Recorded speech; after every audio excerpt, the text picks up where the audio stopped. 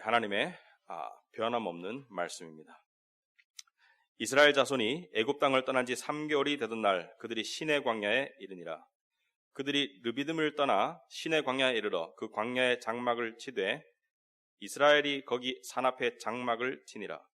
모세가 하나님 앞에 올라가니 여호와께서 산에서 그를 불러 말씀하시되 너는 이같이 야곱의 집에 말하고 이스라엘 자손들에게 말하라.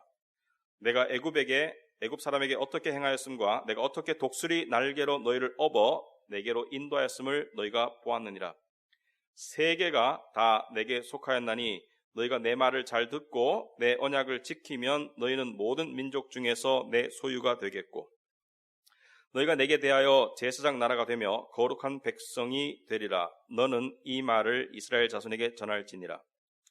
모세가 내려와서 백성의 장로들을 불러 여호와께서 자기에게 명령하신 그 모든 말씀을 그들 앞에 진술하니 백성이 일제히 응답하여 이르되 여호와께서 명령하신 대로 우리가 다 행하리이다. 모세가 백성의 말을 여호와께 전하매 여호와께서 모세에게 이르시되 내가 빽빽한 구름 가운데서 내게 임함은 내가 너와 말하는 것을 백성들이 듣게 하며 또한 너를 영영히 믿게 하려 함이니라.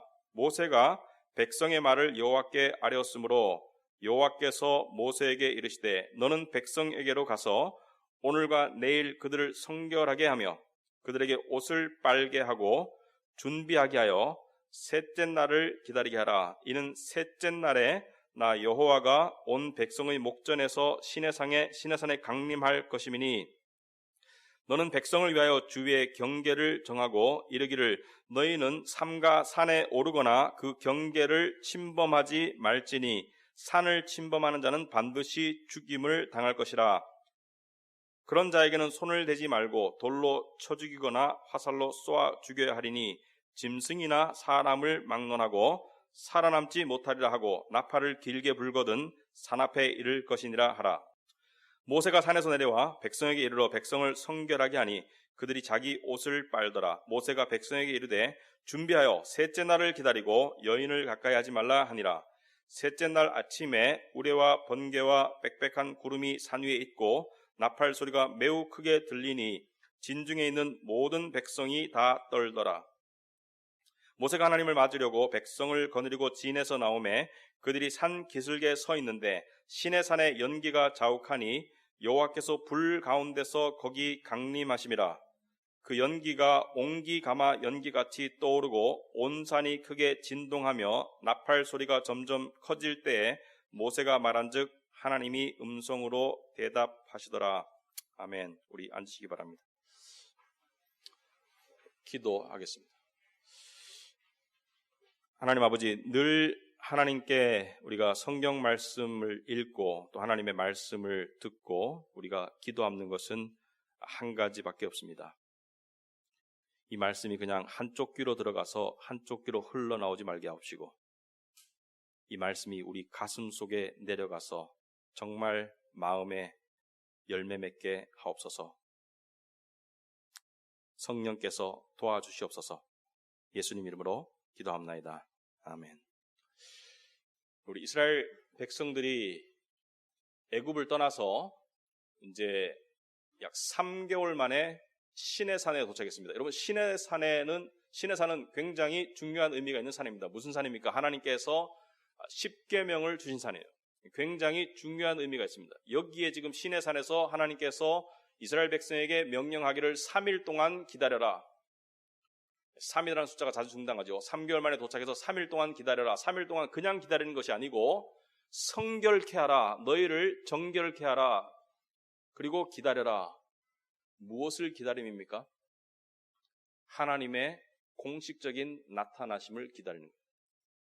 이스라엘 사람들은 하나님의 능력을 보았습니다. 하나님의 역사를 보았고 하나님과 간간히 만났는데 비로소 시내산에서 처음으로 하나님과 공식적인 대면을 하게 되었습니다. 근데 그 대면을 하는 그 과정과 이 준비가 상당합니다. 옷을 빨아야 되고 자신들을 정결하게 지켜야 되고 그리고 하나님이 임재하시는 그 빽빽한 구름과 번개와 우레와 나팔 소리로 임하시는 그 산에는 가까이 또 가면 안 돼요. 가까이 가면 죽는다고 그럽니다. 그래서 분위기가 굉장히 삼엄합니다. 살벌하고. 오늘 우리가 봐야 될 내용은 무엇이냐? 여러분을 겁주려고 하는 것이 아니에요, 하나님이. 여러분, 이 신앙생활 하면서요, 우리가 가장 중요하지만 가장 안 되는 것이 무엇이냐면 하나님과 올바른 관계를 맺어서 그 관계 속에서 하나님이 주시는 은혜와 축복을 받아들이는 게 제일 안 돼요. 그렇죠? 그러니까 신앙생활은 이렇게 해야 된다. 열심히 해보니까 또 안 돼. 이렇게 해야 된다. 열심히 해보니까 안 돼. 왜냐하면 하나님과 올바른 관계를 맺는 방법은 하나님이 알려주시는 거예요. 사람이 알려주는 것이 아니라 하나님이 알려주는 건데, 하나님과 올바른 관계를 맺는 것이 왜 중요하고 올바른 관계를 맺으려면 어떻게 하는가를 오늘 우리가 들어보고 우리가 적용해 보기를 원합니다. 여러분, 하나님과 올바른 관계를 맺지 않으면요, 그 신앙생활은 껍데기에 불과합니다. 내면의 진정한 평강과 세상을 이기는 믿음과 능력이 주어지지 않는 신앙생활은 껍데기에 불과해요. 그러다 보면 세상 속에서 치이고 불안하고 그런 삶의 연속일 수밖에 없습니다. 그런데 하나님과 올바른 관계를 맺으면 그 복이 정말 주어진다는 것을 하나님이 약속하시고 계시고요. 그런데 하나님과 올바른 관계를 맺는 데는 누가 그 관계를 설정해야 됩니까? 우리 교회 안에서 많은 모습들이 잘못된 부분들이 있습니다. 사람이 그것을 설정하기를 원해요. 이렇게 해라, 저렇게 해라, 사람이 설정하려고 하기를 원합니다. 여러분이 만약에 물론 청와대라는 단어를 싫어하는 분도 많겠지만 그냥 정상적인 의미에서 여러분이 청와대 비서관으로 입각하게 되었다고 칩시다.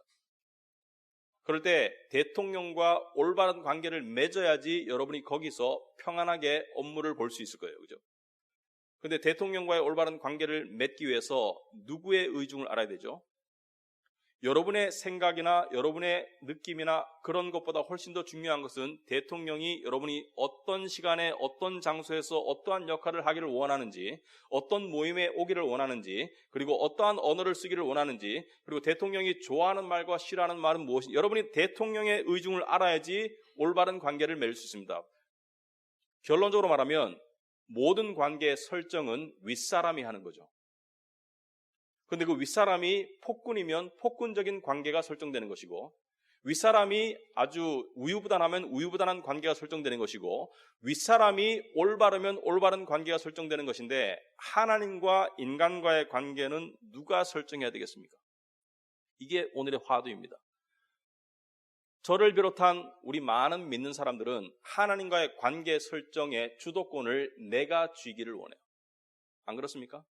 내 생각과 내 느낌대로 하나님과 신앙생활을 해나가기를 원하지만 그러기 때문에 우리는 많은 문제를 봉착하게 되는 것입니다. 그 결과를 당하는 것이에요. 여러분, 신앙생활은 100m 달리기가 아닙니다. 마라톤이에요. 그러니까 오늘 내일 꾸준히 뿌린 씨가 나중에 열매를 맺는 게 신앙생활입니다. 그러므로 신앙생활은 진정한 신앙생활의 발전은 점진적인 것이지 급격하지 않습니다. 마찬가지로 신앙생활의 퇴보도 점진적으로 우리에게 일어나고 있어요. 우리가 그것을 바로 잡지 않으면 우리의 삶이 망가집니다. 제 삶도 마찬가지고요.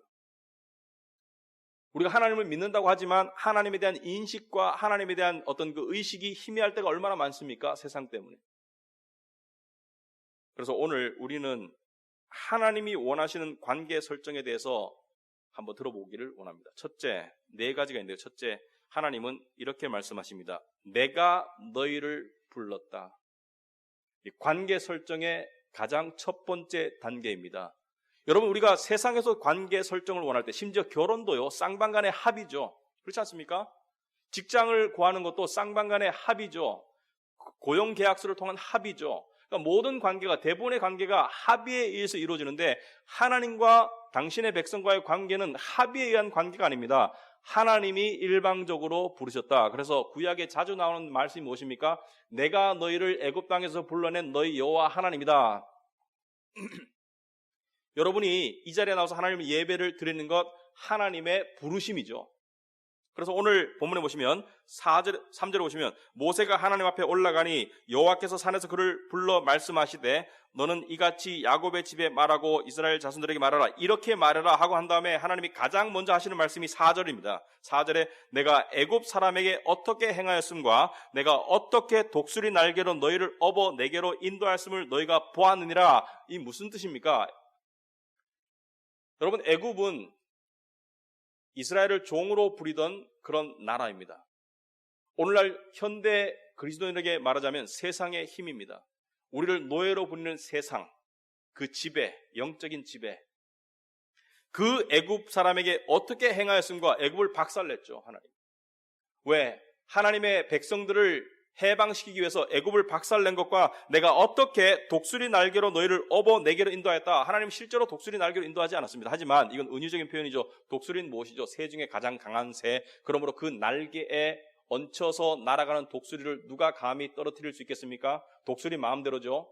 독수리가 업어서 너희를 내게로 데려온 것처럼 내가 너희를 업어서 내게로 일방적으로 데려왔다. 너희를 종의 상태에서 나의 백성의 상태로 내가 너희를 일방적으로 구원했다. 여러분, 이게 구원입니다. 하나님께서 마치 어머니가 위험에 처한 아기를 데리고 안전한 곳으로 업어서 대피시킬 때 아기와 상의합니까? 아기의 의논, 아기의 지혜를 구합니까? 아기의 도움을 구합니까? 아니죠. 엄마가 일방적으로 하죠. 마찬가지로 구원도 하나님께서 일방적으로 하신 것입니다. 내가 원하지도 않았을 때 하나님은 우리를 부르시고 구원하셨다. 당신의 백성으로 삼으셨다. 여러분, 이게 하나님께서 가장 처음 하시는 말씀입니다. 구원은 하나님의 일방적인 역사다. 하나님께서 우리에게 왔을 때 내가 너를 구원할 수 있는 하나님인데, 내가 너를 죄와 사망 가운데서 구원할 수 있는 하나님인데 너 나의 구원을 받을래? 묻지 않습니다. 여러분 마음속에 예수 그리스도가 나를 위해서 죽으셨다는 것이 깨달아지는 순간 여러분에게 구원이 일방적으로 주어지는 것입니다. 물론 여러분이 선택했다고 느낄 수 있어요. 여러분이 깨달았죠. 여러분이 결단했죠. 예수를 영접하기로. 하지만 여러분이 깨닫고 결단하기 이전에 하나님의 선택이 선행되었기 때문에, 하나님의 부르심이 선행되었기 때문에 여러분이 그것을 선택할 수 있었던 것이지, 여러분 스스로가 믿음을 만들어낸 것이 아닙니다. 인간이 스스로 믿음을 만들어냈다면 그것은 객관적이고 절대적인 믿음이 될 수 없습니다. 내가 A라는 사람이나 A라는 조직을 믿었다가도 안 믿을 수도 있고요. 그리고 그것을 믿는 마음을 내가 가졌다가 내가 포기할 수도 있습니다. 하지만 하나님께서 우리에게 주신 예수 그리스도를 믿는 믿음은 내가 인간이 만들어낸 믿음이 아닙니다. 그것은 하늘로부터 주어진 믿음이다. 예수를 구주로 고백하는 그 믿음, 그 마음은 하나님이 주셨기 때문에 우리가 거부할 수가 없는 것이죠. 그래서 거듭나고 믿음이 주어지는 겁니다. 사실은 믿음 뒤에 거듭나는 게 아닙니다. 거듭나고 믿음을 주신 거예요. 살려놓고 하나님께서 살 수 있는 믿음을 주신 것이지 우리가 믿음을 만들어서 거듭난 게 아닙니다. 우리 스스로의 노력으로. 그래서 성경은 이것을 분명히 이야기하고 있습니다. 내가 너를 구원하였다. 내가 너를 불렀다. 내가 너를 택하였다. 그래서 어떻게 하라고요? 그래서 하나님께서 하시는 두 번째 말씀은요, 이제 내 말씀대로 살아라. 여러분, 이게 핵심이죠. 저의 삶을 바라볼 때 여러분의 삶을 이해할 수 있습니다. 왜냐하면 우리는 둘 다 인간이기 때문에. 내가 하나님의 말씀대로 살지 않을 때 어떻게 됩니까? 관계 설정이 제대로 안 됩니다. 하나님의 말씀대로 살지 않으니까 하나님과 친밀한 관계 속에서 주어지는 평강과 만족이 없어요. 그리고 하나님께서 얼굴을 감추실 때 드러나는 불안감이 나에게서 사라집니다. 점점 더 내가 무뎌지게 되더라고요. 그래서 하나님과 올바른 관계 설정을 하려면 어떻게 하라고요?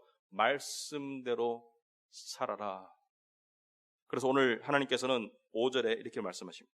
세계가 다 내게 속하였나니 너희가 내 말을 잘 듣고 내 언약을 지키면 너희는 모든 민족 중에서 내 소유가 되겠고 너희가 내게 대하여 제사장 나라가 되며 거룩한 백성이 되리라. 이렇게 말씀하셨습니다. 너희가 세계가 나에게 속하였다. 이게 무슨 말씀입니까? 내 말을 듣기 전에 생각해봐라. 세계가 나에게 속하였다. 하나님은 전 세계 이 우주를 소유하시고 지배하시고 다스리는 분이기 때문에 하나님 뜻대로 다 할 수 있는데, 너희가 내 말을 잘 들으면 너희가 내 백성이 되고 거룩한 나라가 될 것이고 제사장이 될 것이다. 제사장 나라가 될 것이다.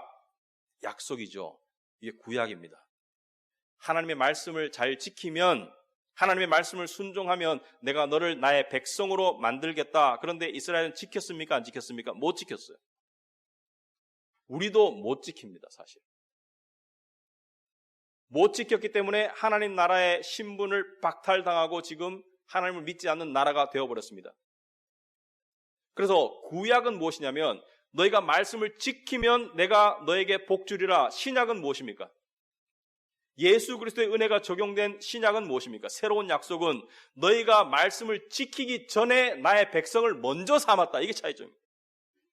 너희가 말씀을 지키기 전에 나의 거룩한 백성으로 먼저 삼았고 너희가 순종치 아니하는 모든 것에 대한 대가는 내가 다 지불하마. 그래서 무조건적으로 너는 나의 백성이 되었고 될 것이고 그 지위를 상실하지 않을 것이다. 이게 신약의 약속이죠. 그렇다면 우리는 말씀을 어떻게 돼야 되는가? 여러분, 얍삽한 생각이 들 수 있어요. 안 지켜도 그만이네. 응? 얍삽한 생각이 들 수 있습니다. 하나님 말씀 따라 살지 않아도 그만이네. 두 가지를 말씀드리고 싶습니다. 비록 말씀을 지키느냐 안 지키느냐에 따라서 하나님의 신분을 얻고 잃고는 관계가 없어요. 예수 그리스도 안에서 하나님의 자녀라는 하나님의 백성이라는 신분은 그냥 은혜로 주어졌지만 우리 삶 속의 체험, 하나님의 평강과 인생의 이 하나님 주시는 안전감을, 안식을 누리고 사느냐 마느냐는 여전히 말씀을 순종하느냐에 전적으로 달려 있습니다. 그리고 두 번째, 여러분 신학적으로 볼 때 분명히 행함으로 구원받지 않습니다. 행함으로 하나님의 자녀가 될 수 없습니다. 왜? 이스라엘 백성처럼 모든 인류는 실패하도록 되어 있습니다. 왜냐하면 죄의 본성 때문에. 그렇지만 여러분 주부에 보시면 로마서 3장 28절에 이런 말씀이 있습니다. 7페이지에 그러므로 사람이 의롭다 하심을 얻는 것은 율법의 행위에 있지 않고 믿음으로 되는 줄 우리가 알미니라. 사람이 의로워지는 것, 하나님의 백성이 되는 것은 율법의 행함이 아니라 믿음으로 된다. 굉장한 은혜입니다. 우리가 노력으로 얻을 수 없는 것을 하나님께서 은혜로 그냥 주셨어요. 그냥 믿으면 돼요. 하나님께서 나를 사랑하시고 당신의 백성으로 받아주신다 믿으면 됩니다. 은혜로 되는 것이죠. 그러나 그렇다고 행함이 중요하지 않은가? 야고보서 2장에 이런 말씀이 있습니다. 이와 같이 행함이 없는 믿음은 그 자체가 죽은 것이라. 어떤 사람은 말하기를 너는 믿음이 있고 나는 행함이 있으니 행함이 없는 내 믿음을 내게 보이라. 나는 행함으로 내 믿음을 내게 보이리라 하리라. 네가 하나님은 한 분이신 줄을 믿느냐? 잘하는도다. 귀신들도 믿고 떠느니라. 아 허탄한 사람아, 행함이 없는 믿음이 헛것인 줄을 알고자 하느냐? 귀신들도 하나님을 믿어요. 하나님이 있다는 것은. 그렇지만 여기에 행함이 없는 믿음은 헛것인 줄을 알고자 하느냐? 헷갈립니다. 행함이 없이 믿음으로 구원받는다는데 그러면 행함이 없는 믿음은 헛것이라는데 이게 어떻게 조화가 되느냐? 루터는요 야고보서를 굉장히 싫어했어요. 왜냐하면 야고보서가 성경의 진리에 위배된다고 착각했었습니다. 하지만 로마서의 말씀과 야고보서의 말씀은 서로 상충하는 말씀입니다. 어떻게? 우리가 행함으로 구원을 받지는 않아요. 믿음으로 받습니다. 그러나 진정으로 구원에 이르는 믿음은 행함으로 나타납니다. 그래서 전자의 행함은 구원의 조건으로서의 행함이지만 후자의 행함은 구원의 결과와 열매로서의 행함입니다. 그러니까 행함으로 구원을 받지는 않지만 하나님의 구원을 정말 받은 사람은 행함이 나오게 된다. 왜 그렇습니까? 진정한 믿음을 가진 사람은 하나님의 말씀에 신경을 쓰게 되고요. 하나님의 뜻 가운데 사는 것이 자기에게 유리하다는 것을 알게 되고요. 하나님의 말씀을 거역하면 불편하고 마음이 불안해지는 것을 체험하기 때문에 하나님을 향한 믿음의 행함으로 나아가게 되어 있다는 것이죠. 그런데 조심해야 됩니다, 여러분. 만약에 어떤 사람이 나는 믿음으로 은혜로 구원받았기 때문에 내 마음대로 살아도 괜찮아. 내 느낌대로 살아도 괜찮아. 하나님은 언제나 용서하시고 나를 받아주시는 분이니까 그게 계속 가능하다면 그 믿음은 가짜 믿음입니다. 착각입니다. 진짜 믿음은 그렇게 될 수가 없습니다. 진짜 구원은 행함이 없이 주어지지만 그 진정한 믿음을 가진 사람은 행함이 중요하다는 것을 깨닫습니다. 그래서 진정한 믿음을 가진 사람은 행함이 잘못된 자신의 삶을 그것을 불편해지기 시작합니다. 하나님은 우리가 행함과 관계없이 구원받도록 하셨어요. 하지만 그 은혜가 우리가 내 마음대로 살도록 하는데 핑계가 되고 그 은혜가 내가 내 마음대로 사는데 그거에 대한 아무런 제약이 안 되는 그런 은혜로 주지 않았습니다.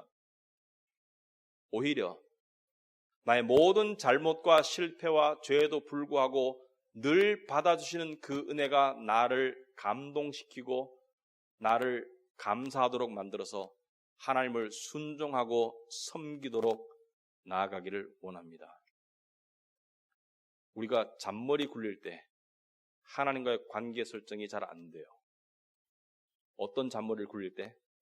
믿음으로 은혜로 구원받았기 때문에 내 마음대로 살아도 되지, 이런 잔머리 굴릴 때 하나님과의 올바른 관계 설정이 안 됩니다. 전 알아요. 왜냐하면 그래 봤기 때문에. 여러분도 알 것입니다. 그래 보셨기 때문에. 그리고 세 번째로요. 하나님을 만난 지가 좀 된 사람은요. 이제 이스라엘도 3개월 되었죠. 성화의 삶으로 나가지 않으면 하나님과 올바른 관계가 안 됩니다. 오늘 본문에 보시면요. 10절에 보시면 여호와께서 모세에게 이르시되 너는 백성에게로 가서 오늘과 내일 그들을 성결하게 하며 그들에게 옷을 빨게 하고 준비하게 하여 셋째 날을 기다리게 하라. 셋째 날에 왜? 셋째 날에 여호와께서 온 백성의 목전에서 강림하실 것이기 때문에, 나타나실 것이기 때문에, 자, 하나님을 만나는 자는 자신을 성결케 하고 준비해라. 여러분, 예수님도 똑같은 말씀을 하셨어요. 산상수훈에서 마음이 청결한 자는 복이 있나니 그들이 하나님을 볼 것이다. 여기서 말하는 하나님을 본다는 것은 마음의 거울로 하나님을 볼 것이다. 여러분, 우리가 하나님과 친밀한 만남과 관계가 왜 희박합니까? 바로 성화로 정결한 삶으로 나아감이 부족하기 때문입니다. 죄가 그만큼 무서운 거예요. 여러분, 죄의 가장 피해가 무엇인 줄 아세요? 죄의 가장 커다란 피해는 하나님과 우리의 사이를 갈라놓는 거예요. 그게 뭐가 대단한 거냐고요? 왜냐하면 하나님이 우리에게 가장 필요한 분이에요. 죄는요, 하나님이 우리에게 가장 필요하고 가장 중요한 분이라는 것을 망각하도록 만들어요. 여러분, 오늘 옷을 빨아라. 여러분, 고대 사회에서 옷은요, 대부분의 사람들이 한 벌 있었습니다. 여분의 옷이 있으면 부자였어요. 지금 이스라엘은 3개월 동안 이 누더기 옷을 입고 있었고 땀에 쩔었고 옷이 더러웠을 것입니다. 광야 속에 먼지 속에서. 그런데 이 옷을 빨아라. 무엇을 상징합니까? 깨끗함으로 하나님을 만날 준비해라. 여러분, 우리가 죄를 사랑하고 세상을 사랑하잖아요. 그러면 하나님과 만남이 있을 수가 없습니다. 두 가지로 나타납니다. 제가 보니까. 첫째는 세상을 향한 욕심과 정욕으로 나타납니다. 세상을 향한 욕심과 정욕이 너무 강하면 하나님을 만날 준비가 안 돼요. 왜냐하면 마음의 거울이 더러워지기 때문에. 반대가 아니고 또 한 가지로 세상을 향한 염려와 스트레스가 너무 강하잖아요. 그것도 하나님을 만나기가 힘들어요. 왜냐하면 세상을 향한 스트레스와 염려가 너무 강하면 마음이 하나님을 만날 여유가 없습니다. 그럼 어떻게 해야 됩니까? 마음이 하나님을 만나려면 하나님께 구해야 됩니다. 뭘요? 우리는 구할 때 문제를 해결해 달라고만 주로 구할 때가 많습니다. 이걸 해결해 주세요. 이걸 잘 되게 해주세요. 이걸 안 되게 해주세요. 그것도 좋습니다. 그런데 하나님께 기도할 수 있는 가장 중요하고 좋은 제목은 무엇입니까? 자신의 문제임은 맞습니다. 내 문제가 하나님께 기도할 수 있는 가장 좋은 통로예요. 문제가 있으니까 기도하는 게 가장 좋은 기도 방법이에요. 그런데 그 문제의 본질을 깨달을 줄 아는 게 상당히 중요합니다. 여러분, 이런 경험 해보신 적 있어요? 마음이 불안해요. 그래서 하나님께 기도라도 해야지. 근데 기도하는데 기도의 말과 생각이 왔다 갔다 해요. 기도하다가 생각으로 빠지고 기도가 잘 안 돼요, 집중이. 근데 기도를 계속해요. 이걸 해결해 달라고. 이렇게 되게 해달라고. 그런데 기도를 다 하고 난데도 마음이 여전히 불안해요. 여전히 마음에 짐이 무거워요. 왜 그렇습니까? 가장 중요한 기도는요, 이것입니다. 제 마음을 바꿔주세요. 제 마음을 하나님께서 하나님이 원하시는 마음으로 바꿔주세요. 이게 가장 중요합니다. 오늘 아침에 제가 교회 오기 전에, 주일날 아침에 저는 교회 오기 전에 기도를 하는 통상적인 기도가 있습니다. 오늘 목사로서 제가 잘 감당할 수 있도록 해달라. 그리고 이것도 이렇게 해주시고 저것도 저렇게 해주시고 이렇게 구체적인 기도를 몇 개 했어요. 다른 때와 마찬가지로. 근데 기도 끝났는데 교회 가기 싫어요. 기도 열심히 했는데 교회가 가기 싫어. 솔직합시다. 그럴 때 있잖아요. 제가 목사 아니면은 가끔 빼먹을 것 같아요. 근데 교회가 가기 싫어요. 그런데 다시 눈을 감았어요. 그리고 이렇게 기도했습니다. 하나님, 어떻게 기도하면 응답이 되겠습니까? 하나님께서 이렇게 가르치셨습니다. 하나님, 저에게 주의 마음을 주시옵소서. 이것이 저렇게 되고 저것이 저렇게 되고 그거 이전에 주의 마음을 주시옵소서. 그렇게 기도를 하고 나니까요, 마음이 가벼워져서 가벼운 마음으로 교회를 왔습니다. 여러분, 가장 중요한 기도는요, 마음을 위한 기도입니다. 여러분, 우리가 신앙생활 하면서요, 바쁘죠, 삶이? 한국 사람처럼 바쁜 사람이 없습니다. 바쁘죠. 스트레스 받을 일이 정말 많아요. 최근에도 뉴스에 보니까 OECD 국가 중에 맨날 꼴찌라는 게 있어요. 우리가 사회성에서 제일 꼴찌랍니다. 인간관계 속에서 제일 꼴찌래요. 그래서 바쁘고 정말 스트레스가 많고 그러다 보니까 핑계가 있어요. 기도할 시간이 없대. 그런데요, 저도 그런 핑계가 생길 때가 있지만 제가 하나 들은 예화를 소개해드리겠습니다. 실제로 있었던 일. 여러분, 베트남 전쟁 아시죠? 베트남 전쟁 때 공산 베트콩과 자유 베트남이 싸웠어요. 미군이 개입해서. 근데 거기에 이 베트콩이 베트남 지역을 점령하면 어떻게 되겠습니까? 거기에 있던 사람들을 이 강제 캠프에다가, 그러니까 이 억류시켜서 강제 노동시키는 캠프에다가 가둬서 일부는 죽이고 일부는 죽도록 만들죠. 그죠? 고생시키도록. 그런데 베트콩이 베트남을 점령했을 때 가장 먼저 체포해야 되는 대상자들이 정치범, 군인, 그리고 기독교인. 그죠? 기독교는 공산주의의 적이니까. 베트남 기독교인이 베트콩에 잡혀서 억류 캠프에 가가지고 몇 년을 살았습니다. 그리고 나중에 기회가 닿아서 거기에 나와서 캐나다로 이민을 왔어요. 사람들이 물었습니다. 당신이 지금 보니까 믿음이 대단한데 어떻게 그 억류 캠프에서 믿음을 지킬 수가 있었냐? 굉장히 바쁘죠. 하루 종일 일 시키니까. 그리고 음식도 적게 주니까 배가 고프고. 여러분, 배고프고 바쁘면 영적인 일 생각 잘 안 납니다. 솔직히 안 그렇습니까? 배고프고 바쁜데. 스트레스 엄청 받죠. 왜? 죽을지 모르니까. 미래가 불안하니까. 그러니까 바쁘고 스트레스 받고 밥도 못 먹고 잠도 못 자고 이런 상황 속에서 저는 기도했어요. 하나님, 이런 속에서 제가 어떻게 믿음을 지킬 수 있습니까? 그리고 성경책이 없어. 성경책이. 다 몰수당했으니까. 하나님, 믿음 지키고 싶고요. 소망 가지고 싶습니다. 그런데 하나님이요, 어느 날 이 사람이 화장실을 갔는데, 이 재래식 화장실 알죠? 기성세대 여러분, 잠깐 상상해 보시기 바랍니다.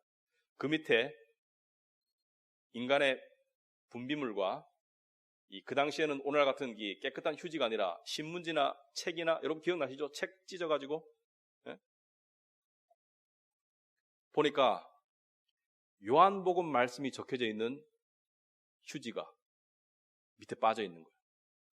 그걸 더럽지만 말씀이 너무 반가워서 들어서 그걸 읽었어요. 그리고 기도했습니다. 근데 그 다음날 가니까 요한복음 다음 장이 빠져 있는 거예요. 그래서 또 들어서 읽었어요. 그래서 계속 가니까 계속 성경책이 한 장씩 찢어져 있는 거예요. 새로운 성경책이. 그래서 들어서 읽고 기도하고 했는데 나중에 알고 보니까 간수가 성경책을 몰수했지 않습니까? 이걸 가지고 화장실 휴지로 썼는 거예요. 이 사람은 그 화장실에 그 시간에 가가지고 계속 그것을 들어서 읽고 믿음을 유지하고 소망을 가지고 그 어려운 혹독한 상황 속에서도 마음의 평강을 가지고 안식을 누릴 수 있다. 하나님은 어떠한 상황 속에서도 마음만 있으면 응답하신다. 아멘. 문제는 마음이에요. 하나님을 찾고자 하는 마음만 있으면 여러분 직장생활 힘든 거 압니다. 직장 다니시는 분들. 저도 직장생활 해봤어요. 안 해본 목사가 이렇게 말하면 여러분이 목사님은 해봤어? 해봤어요. 힘들더라고요. 그런데요, 마음만 있으면 하나님께서 말씀 주시고 힘 주십니다.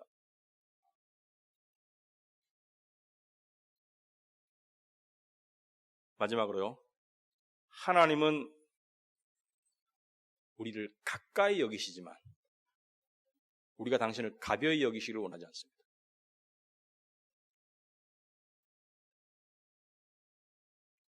오늘 본문 하반부에 보면요, 하나님이 빽빽한 구름 속에 나타나시고 천둥과 번개가 있고요, 하나님이 가까이 오면 죽는다. 나의 거룩함 때문에 너희가 죽을 것이다. 하나님이 죽인다라기보다는 나의 거룩함이 너희를 죽일 것이다. 여러분, 우리는요, 하나님께 가까이 나아갑니다. 왜 그렇습니까? 예수 그리스도 안에 있기 때문에 우리가 예수의 피를 힘입어 은혜의 보좌 앞에 담대히 나아갈 수 있지만 이 당시에는 그 전이에요.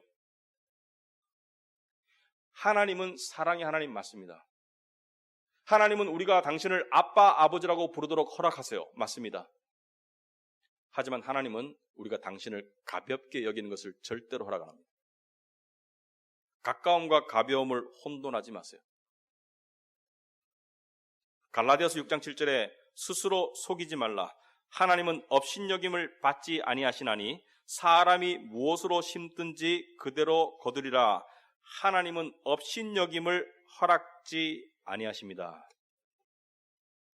여러분, 하나님과 올바른 관계를 맺고 싶으면요, 하나님은 나의 아버지, 그것도 깨달으셔야 되지만 하나님은 내가 공경해야 될 대상입니다. 하나님의 것들을 소홀히 하는 것이 하나님을 소홀히 하는 거예요. 여러분, 그 결과를 우리가 겪습니다. 저도 마찬가지고요. 제가 하나님, 나의 아버지, 어떤 내용도, 사람에게 말 못할 내용도 말할 수 있는 나의 아버지 맞습니다. 하지만 하나님은 저에게 주신 목사라는 부르심을 제가 소홀히 하는 것을 절대로 기뻐하지 않습니다. 그래서 친밀한 하나님이지만 내가 소홀히 하는 하나님은 될 수가 없습니다. 오늘 많은 사람들이 자기 생각대로, 자기 느낌대로 하나님을 예배하고 하나님과의 관계를 맺고 싶어 합니다. 여러분, 가장 일반적인 게 뭔지 아십니까? 이겁니다. 자기 멋대로 살다가 필요할 때 하나님 찾아요. 그리고 필요할 때 나의 찝찝한 마음의 어떤 구석을 해결해주는 하나님, 해결되고 나면 바로 버립니다. 바로 세상으로 돌아가요. 그러니까 주기적으로 필요한 분이에요. 그때 하나님이 정말 하나님이라고 생각합니까? 아니에요. 깊이 생각해보면 아닙니다. 어떤 사람들은요, 세상에서는 세상 사람들처럼 똑같이 살다가 구제헌금 많이 냅니다. 왜냐하면 구제헌금 많이 내면 하나님이 기뻐하시고 하나님이 나의 모든 것을 덮어주시고 나를 복줄 것이다. 그래서 뿌듯해요. 하나님은 그런 거래 대상의 하나님 절대 아닙니다. 마음의 중심이 하나님께로 향하지 않을 때 하나님은 그것을 절대로 기뻐하지 않습니다. 왜요?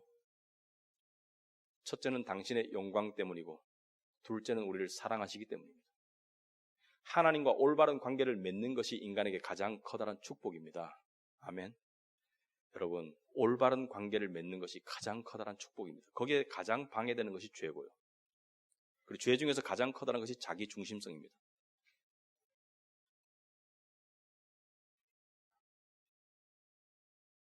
여러분, 신앙생활을 올바르게 하고 싶으면 하나님 중심의 삶으로 나아가야 됩니다. 세상이 어떻게 방해하든지 간에, 내 육신이 어떻게 방해하든지 간에 하나님 중심의 삶으로 나가야 됩니다. 때로는 그것이 일시적인 손해를 의미할 수도 있습니다.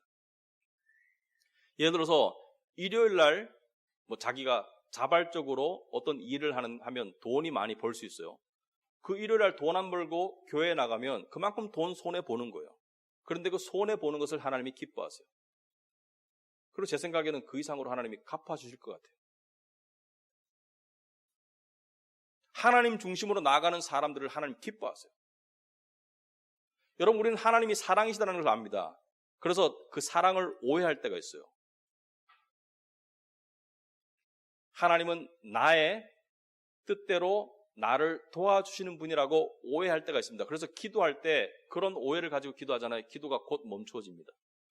여러분, 기도하다가 가장 힘든 게 뭐죠? 내가 A를 구했는데 A를 내가 원하는 시간에 내가 원하는 방법으로 내가 원하는 장소에서 하나님이 내가 원하는 만큼 안 주시기 때문에 사실 열받는 거잖아요. 근데 생각해 보세요. 여러분이 의사한테 갔어. 근데 처방전을 여러분이 날려. 그 의사가 여러분 좋아하겠습니까? 여러분 의사한테 가서 저한테 이런 문제가 있습니다. 저한테 이런 문제가 있고요. 그러면 그것을 누구에게 맡기는 겁니까? 의사가 처방전을 날려야지. 저한테 이런 문제가 있으니까 이런 처방전을 주시면 돼요라고 처방전까지 날리는 그 기도, 그게 올바른 기도일까요? 여러분이 비록 이런 처방을 주셨으면 좋겠다고 말할 수는 있겠지만 하나님은 다른 처방을 내릴 수 있죠. 그리고 그 하나님의 처방이 여러분 처방보다 훨씬 낫겠죠. 하나님은 사랑의 하나님입니다만은 하나님이 내리는 처방은 우리의 생각과 다를 때가 있습니다.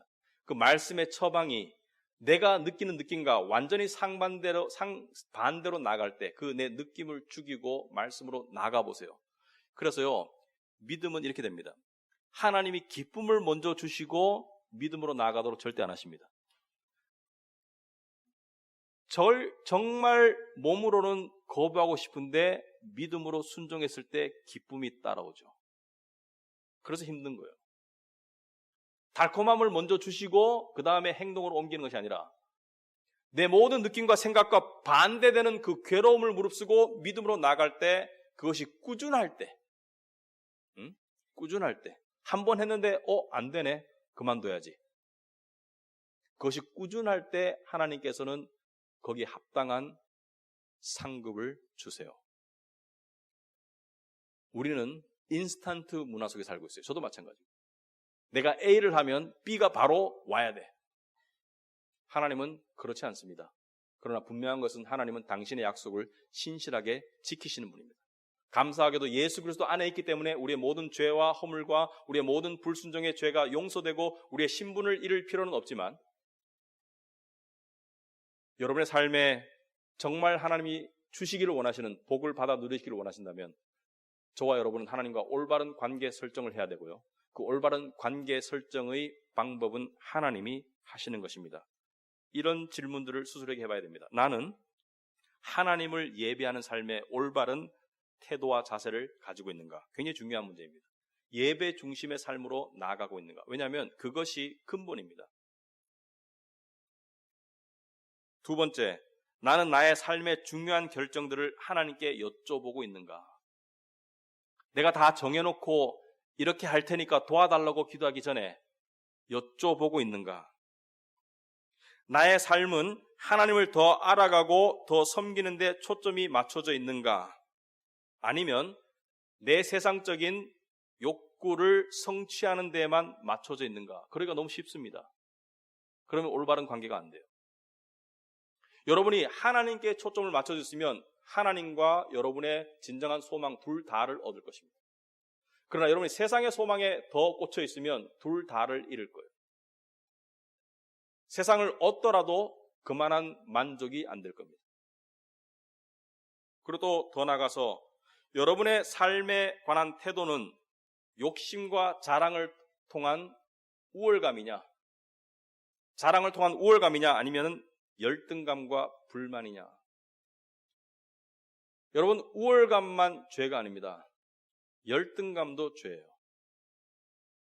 왜 그렇습니까? 둘 다 자기를 바라보고 있는 것이죠.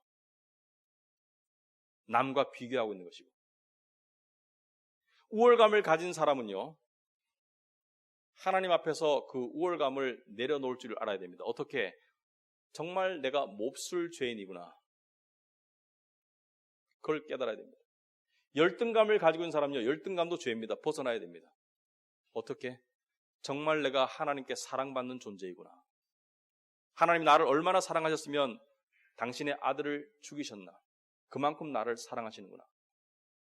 그래서 복음을 통해서 우월감과 열등감을 벗어나야 됩니다. 그래야 하나님과 올바른 관계가 돼요. 그 외에도 많은 부분이 있겠죠. 여러분께서 여러분이 생각해 보기 바랍니다. 신앙생활은 그 과정이 쉽지 않습니다. 하지만 열매는 엄청납니다.